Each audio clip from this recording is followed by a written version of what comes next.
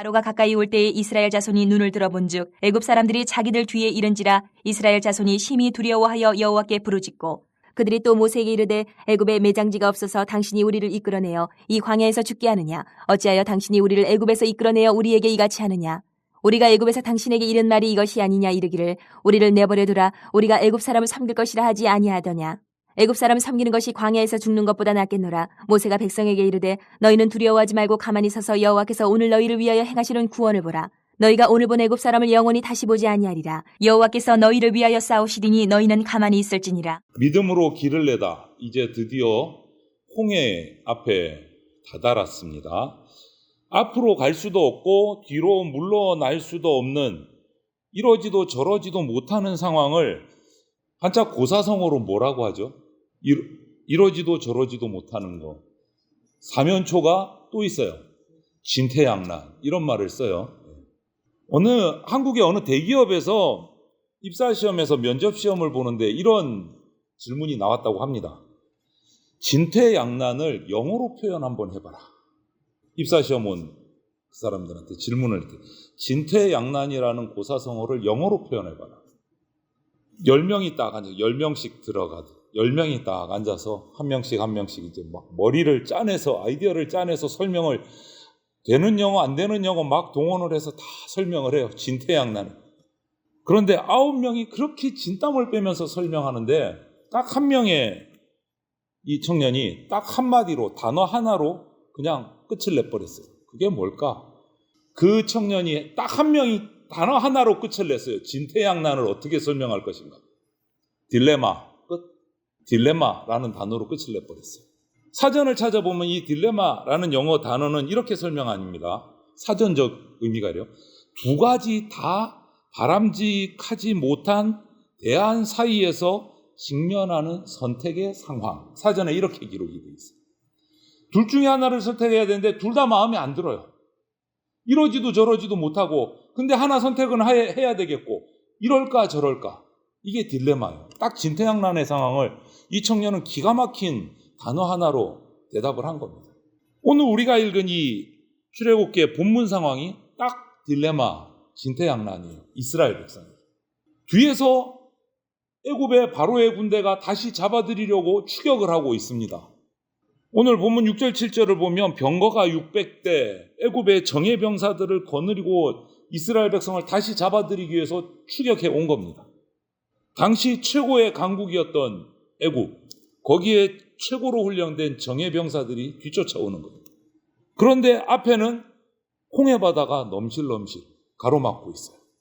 이 바다를 홍해라고 부른 것은 그 홍해 바다에 있는 이 산호초가 이렇게 햇빛에 어떻게 각도가 맞으면 붉은 빛을 띈대요. 그래서 붉은홍자를 써서 홍해라고 쓴다는데 오늘날 보면 수에즈 운하 한 북쪽 지점이라서 이제 수에즈 운하를 파다 보니까 수면 그 깊이가 수심이 낮아졌는데 그 당시에는 상당히 깊은 바다였어요. 상당히 깊은 바다.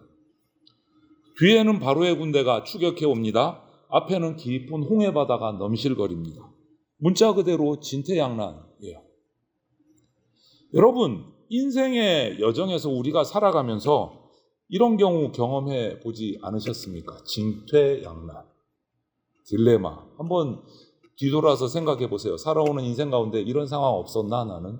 이러지도 저러지도 못하고 하나를 선택하기는 해야 되는데 둘 다 마음에 안 들고. 오늘 우리가 생각해 볼 말씀은 성경은 그럼 이럴 때 우리에게 무엇을 하라고 하시는가? 진퇴양난의 상황에서 우리 인생의 가운데 딜레마의 상황에 닥쳤을 때 성경은 우리 그리스도인들은 어떻게 하라고 하시는가를 살펴보고 싶어요. 먼저 10절에서 이런 말씀이 있습니다. 바로가 가까이 올 때에 이스라엘 자손이 눈을 들어 본즉 애굽 사람들이 자기들 뒤에 이른지라 이스라엘 자손이 심히 두려워하여 여호와께 부르짖고 이렇게 진퇴양난의 상황에서 성도는 두려워하지 말고 기도하라가 성경의 첫 번째 교훈입니다. 두려워하지 말고 기도하라. 그때 이들을 향해서 모세가 전달한 첫 번째 메시지가 13절 말씀이에요. 모세가 백성들에게 이르되 너희는 두려워하지 말고 이렇게 얘기했어요. 두려워하지 말고. 왜 하나님은 모세를 통해서 이 진퇴양난의 상황에 닥쳐 있는 이스라엘 백성들에게 두려워하지 말라, 두려움을 경계하라고 이렇게 말씀하셨을까? 여러분, 두려움은요, 우리 인간의 마음, 인간의 판단을 그냥 마비시켜 버립니다. 두려움은.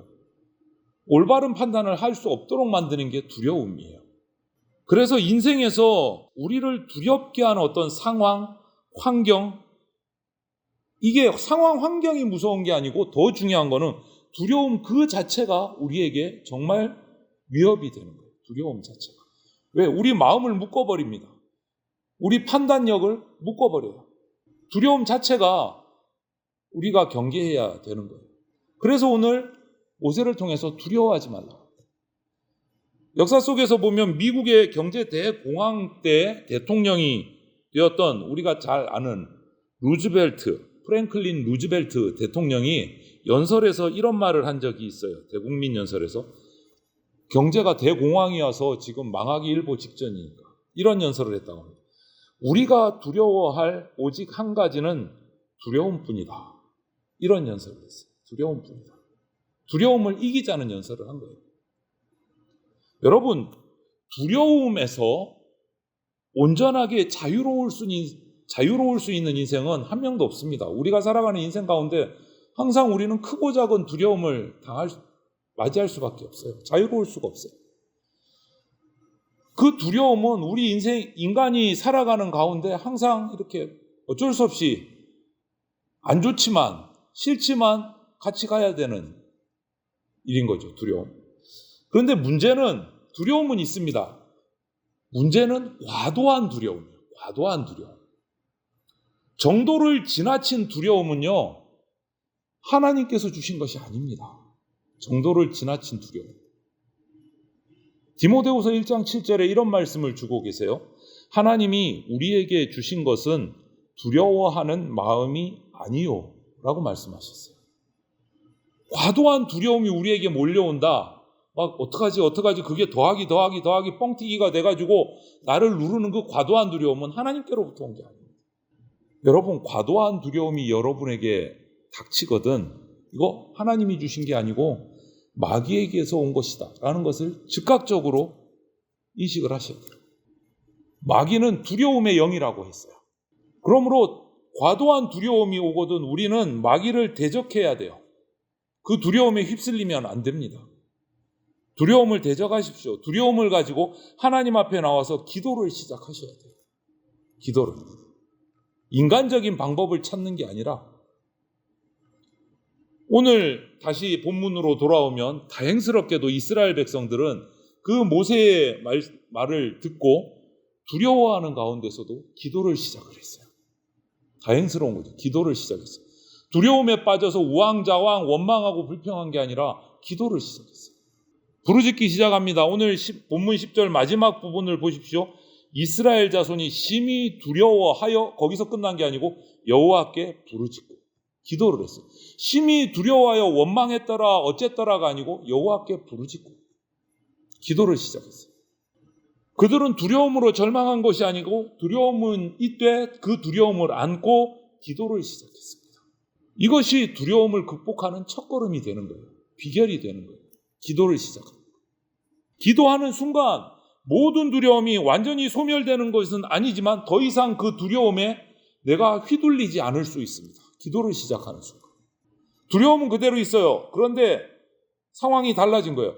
두려움에 끌려가느냐, 두려움에 끌려가는 데서 뛰쳐나와서 극복하려고 힘을 쓰느냐, 그 차이인 거예요.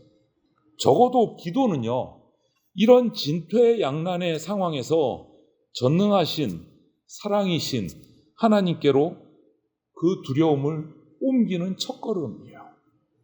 여러분, 그렇기 때문에 여러분들 인생 가운데 개인적으로 가정적으로 어떤 상황에서든지 두려움이 오거든 두려움에 묶여서 흔들리지 마시고 기도를 시작하십시오. 두 번째는 진퇴양난의 상황에서 주신 비결은, 첫 번째는 기도, 두려워하지 말고 기도하라. 두 번째는 가만히 있어서 하나님의 일하심을 기대하라. 그게 두 번째. 두려움을 떨쳐내기 위해서 하나님께 의탁하고 기도했습니다. 기도했다면 그 다음 단계 2단계는 하나님의 일하심을 기다릴 때가 된 겁니다. 이게 단계별로예요. 두려움을 이기는 진퇴양난에서 하는 극복하는 방법. 첫째, 두려움에 묶여있지 말고 기도하라. 두 번째, 기도했으면 하나님의 일하심을 기다리라. 이때 필요한 기도는 부르짖는 기도, 소리를 내어서 하는 기도가 아니라 침묵의 기도입니다. 이 단계는 하나님의 일하심을 기다리라는 건 침묵의 기도예요. 주님께서는 우리가 열심히 충분히 기도가 이루어진 상황, 또 주님이 일하실 때가 되면 반드시 우리한테 침묵을 요구하십니다. 침묵. 여기서 침묵이란 것은 우리가 하나님을 신뢰하고 그 모든 상황들을 온전히 맡겨드리는 고백이에요. 침묵은. 이제 그분이 하나님, 나 열심히 기도했고 하나님께 내 모든 두려움을 다 아뢰었습니다. 그리고 이제 하나님께서 일하실 공간을 내어드리는 것이 침묵의 기도예요. 기다리며. 여러분, 제발 주님께 그런 기회를 좀 드리세요. 우리 한국 성도들이 잘하는 거는 부르짖는 기도는 너무너무 잘해요. 열정적으로. 근데 그걸로 끝이야. 기다리지를 못해. 침묵의 기도가 약해요. 여러분, 온전한 침묵을 하나님은 보고 싶어 하십니다. 여리고성 무너뜨릴 때 어떻게 했습니까, 여러분? 입 다물고 돌았어요. 소리를 내지 마라. 일주일 동안. 7일째도 7바퀴 도는 동안 입 다물고 조용히 돌아라. 마지막에 나팔 소리가 들리거든. 그때 소리 지르라. 하나님은 침묵을 원하십니다. 침묵. 이 침묵은 포기가 아니에요. 기다리는 것이고 하나님의 일하심을 보는 거예요. 때로는 우리가 너무 앞장서서 그냥 막 속된 말로 설치니까 주님이 일하실 기회조차 빼앗는 경우들이 있어요. 우리가 너무 설쳐서. 여러분, 해변가나 수영장에서 여름이 되면 막 이렇게 물에 빠지는 익사사고들이 많이 일어나지 않습니까? 그때 그 구조대원들, 해양경비대 구조대원들이 구조하기 제일 힘든 대상이 누구냐? 그러니까 이 구조대원들한테 자기 몸을 맡기지 못하고 막 몸부림치고 발버둥 치는 사람, 두려움에 사로잡혀서 살 거라고, 구조대원 팔다리 잡고 늘어지는 사람, 이런 사람은 정말 힘들대요. 그래서 그런 사람들에게는 다가가지 않고 멀찌감히 서서 소리를 외친대요. 힘 빼세요. 그냥 맡기세요. 숨 쉬세요. 그리고 그 사람이 지쳐갖고 물에 꼬르륵 빠지는 순간 구조대원들이 들어가서 낚아채서 구조를 해온대요. 발버둥 칠 때는 절대 못 들어간대요. 그 힘을 감당을 못해서. 힘을 빼야 돼요. 기다려야 돼요. 그래서 오늘 본문에 뭐라고 말씀하십니까? 가만히 있으라. 부르짖어 기도하고 나서 하나님의 음성이 들립니다. 가만히 있으라. 가만히 있으라. 힘 빼라는 거예요. 힘 빼라. 이제 알았어. 다 들었으니까 힘 빼고 기다려. 가만히 있으라. 14절 말씀을 보십시오. 여호와께서 너희를 위하여 싸우시리니 너희는 가만히 있을지니라. 여호와께서 싸우실지니 너희는 가만히 있을지니라. 이제 간구하는 소리 다 들었고 하나님께서 일하실 때가 됐으니 너희는 가만히 있으라. 여러분, 옛날 수도자들이, 유럽의 수도자들이 기도를 이렇게 둘로 나눴대요. 낮은 기도, 깊은 기도. 이 낮은 기도는 거울과 같은 기도고 깊은 기도는 창문과 같은 기도라고 이렇게 표현을 했어요. 책을 읽다 보니까. 거울을 보면 어떻게 됩니까? 나 자신이 이렇게 비춰서 보이잖아요. 거울은. 그럴 때 사용하잖아요. 낮은 기도가 꼭 그렇대요. 자신을 살피면서 자신의 고통, 자신의 소원, 자신의 마음들을 다 토로하는 것이 낮은 기도예요. 자기 얘기하는 거예요. 하나님 앞에서. 그런데 그 단계를 넘어서서 깊은 기도로 들어가야 돼요. 깊은 기도는 뭐냐? 창문과 같은 기도예요. 창문은 자기가 비치는 게 아니고 자신이 안 보여. 창문 밖에서 일하고 계시는 하나님을 발견해야 돼요. 창 밖에서 일하시는 하나님을 봐야 돼요. 그리고 그 하나님이 일하시는 모습을 보면서 찬양하고 하나님이 내 집 앞에 오신 것을, 임재를 기뻐하는 기도가 깊은 기도다라고 표현을 했어요. 그런데 이 낮은 기도에서 깊은 기도로 나아가야 되는데 이 낮은 기도에서 깊은 기도로 나아가는 과정을 수도사들은 한자를 써서 잠심의 과정 이렇게 표현을 했어요. 잠심. 잠심이 뭐냐? 잠잠한 마음이에요. 잠잠한 마음. 잠잠해질 때 우리 마음이 거울이 아니고 창이 되어서 하나님의 일하심을 보게 된다. 그래서 기쁨을 누리게 된다. 여러분, 그럼 잠심의 반대는 뭐죠? 분심이에요. 분주한 거예요. 분주하게 자기 생각만 계속 끌어나는 거예요. 욕심도 나오고 욕망도 나오고 뭐 아픈 것도 나오고 자기 생각이 계속 나오는 거예요. 분심. 이 분주한 마음을 가지고는요, 하나님을 볼 수가 없습니다. 그러니까 낮은 기도가 필요해요. 낮은 기도를 했으면 깊은 기도로 나가야 돼요. 그래서 예수님께서도 산상수훈에 마태복음 5장 8절 보면 이렇게 말씀하셨어요. 마음이 청결한 자는 복이 있나니 그들이 하나님을 볼 것입니다. 마음이 청결한 자. 여러분, 바쁘고 분주할수록 잠심을 배워야 돼요. 마음이 깨끗해져야 돼요. 하나님께서는 잠잠한 마음에 일하십니다. 이것이 두 번째예요. 열심히 기도했으면 가만히 있어서 하나님의 일하심을 기다려야 돼요. 바라봐야 돼요. 그 다음 3단계, 이제 기도했습니다. 하나님의 일하심을 기다려 잠잠히 기다리고 있습니다. 그리고 나서 하나님이 일하실 때 주신 말씀으로 믿음으로 홍해 바다를 향해서 나가야 돼요. 이게 뭐냐? 행동이요. 3단계, 움직여야 돼요. 부르짖는 기도, 잠잠한 기도, 다음으로 할 일은 15절에 보면 이제 기도를 멈추고 행동하라고 말씀하세요. 여호와께서 모세에게 이르시되 너는 어찌하여 내게 부르짖느냐? 이스라엘 자손에게 명령하여 앞으로 나아가게 하고. 앞으로 나아가게 하고. 부르짖어 기도하는 소리 들으셨습니다. 그 기도에 하나님이 이제 준비 다 하셨습니다. 홍해를 가를 준비를 다 하신 거예요. 우리가 결과론적으로 보면. 그렇기 때문에 이제 부르짖는 기도 그만하고 준비 끝났으니까 앞으로 명령하신 거예요. 행진하라. 행동하라. 전진 명령이 떨어진 겁니다. 이때 주의할 게 하나 있어요. 지금 이 상황을 보십시오. 우리 인간의 눈으로 볼 때 아직 홍해바다 갈라지기 전입니다. 바다가 넘실넘실하고 있어요. 그런데 앞으로 나가래요. 바다로 들어가라는 말씀이에요. 여러분, 여기서 앞으로 나가는 방법이 나가면 죽을 것 같아요. 바다로 빠져서 익사할 것 같아요. 뒤에는 지금 군대가 계속 쫓아와요. 이때 나아가는 방법은 딱 하나예요. 믿음으로 그냥 나아가는 거예요. 하나님이 구원하실 줄로 믿고 그냥 바다에다가 발을 풍덩 담그는 거예요. 아직 바다가 갈라지기 전입니다. 넘실거리는 홍해를 바라보면서 담대하게 믿음의 첫걸음을 내딛어야 하는 거예요. 이 대목에서 이스라엘 백성의 믿음이 더 필요한 겁니다. 이런 상황을, 이 홍해에서 갈라지지 않는 홍해의 첫걸음을 내딛는 그 모습을 그 상황을 도움을 주는 말씀이 히브리서 11장 믿음장에 이 장면을 이렇게 표현합니다. 히브리서 11장 29절에 믿음으로 그들은 홍해를 육지같이 건넜다라고 표현해요. 믿음으로 홍해를 육지같이 건넜다. 뭐로요? 믿음으로. 부르짖어 기도했습니다. 잠잠히 기도했습니다. 하나님의 음성을 들었습니다. 나가라 할 때 믿음으로 나가라. 행동하는 것. 그들은 바다에 길이 보이지 않았음에도 불구하고 믿음으로 첫 걸음을 바다에 내딛었습니다. 그러자 바다가 갈라졌습니다. 그렇다면 우리에게 둘러싼 상황들이 서두에 말씀드린 것처럼 진퇴양난, 사면초가, 딜레마의 상황이 되어서 정말 어떻게 할지 모르는 상황이어도 바다에 길을 내시는 하나님을 의지하고 믿음으로 첫걸음을 내딛으시는 저와 여러분들이 되시기를 바랍니다. 독생자 예수 그리스도를 십자가에 내어주신 하나님의 그 애끓는 사랑이 우리를 홍해를 열고 바닷속에 새 길을 열어주십니다. 믿으시기 바랍니다. 아직도 그런 믿음이 내게 부족하다. 아직도 나는 낮은 기도의 단계에 있다. 내 기도만 한다.